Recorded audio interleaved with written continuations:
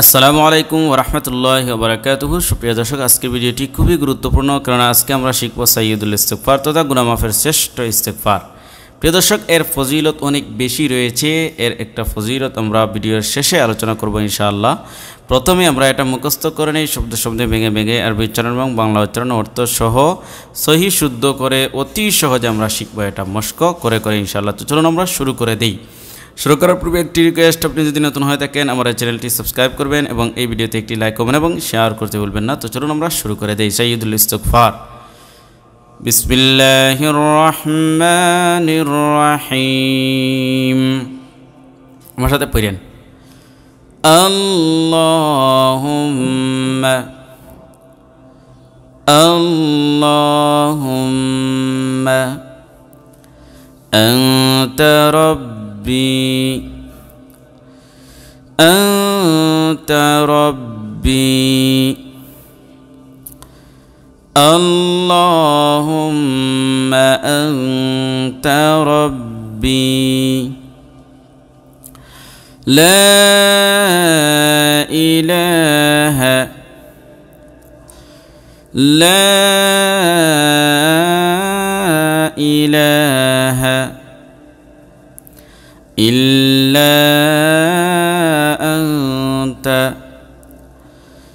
إلا أنت لا إله إلا أنت خلقتني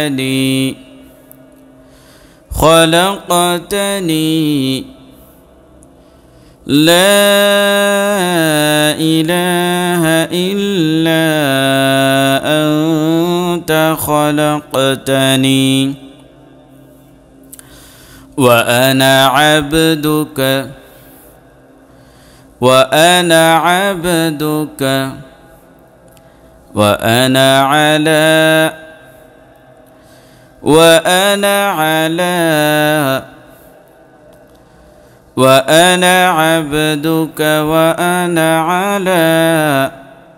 عهدك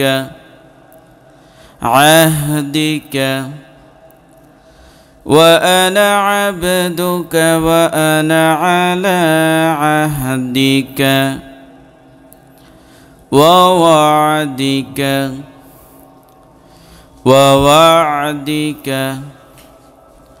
ما استطعت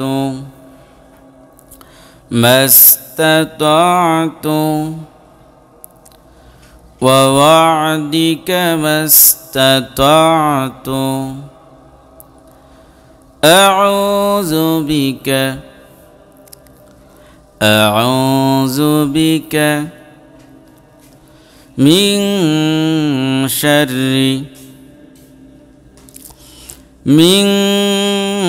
شر أعوذ بك من شر ما صنعت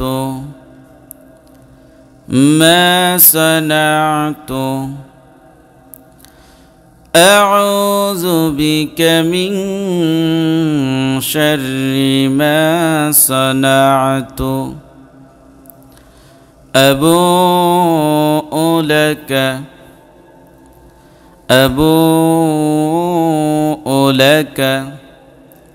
بنعمتك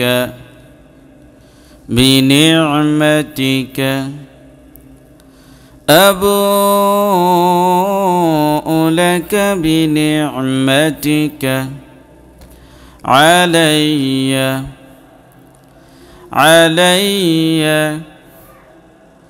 أبوء لك بنعمتك علي وأبوء بذنبي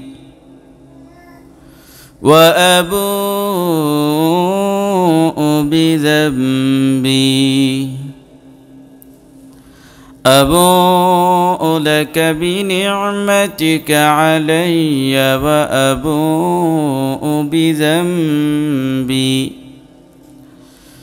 فاغفر لي فاغفر لي فإنه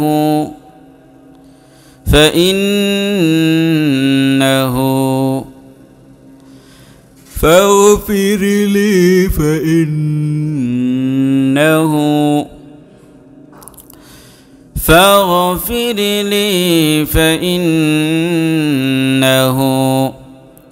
لا يغفر الذنوب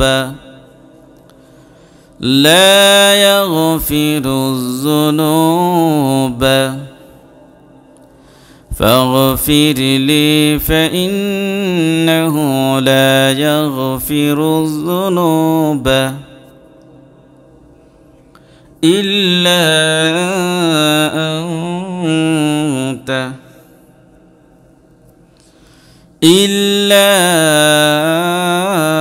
أنت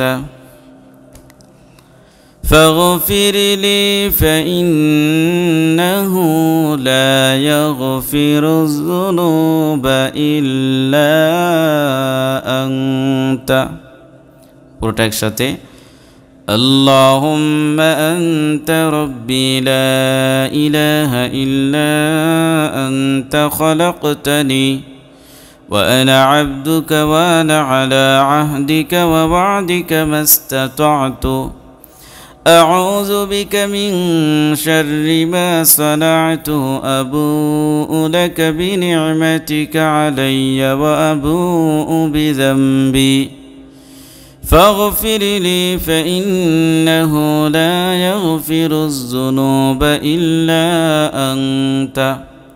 তো প্রিয় দর্শক, আশা করছি আপনারা মুখস্থ করে নিতে পারছেন অতি সহজে।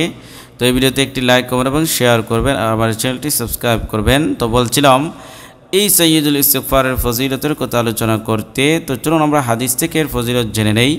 রাসূলুল্লাহ সাল্লাল্লাহু আলাইহি ওয়াসাল্লাম বলেন, যে ব্যক্তি দৃঢ় বিশ্বাসের সাথে এই দোয়া পাঠ করবে, দিনে পাঠ করে রাতে মারা গেলে কিংবা রাতে পাঠ করে দিনে মারা গেলে সে জান্নাতি হবে। সুবহানাল্লাহ।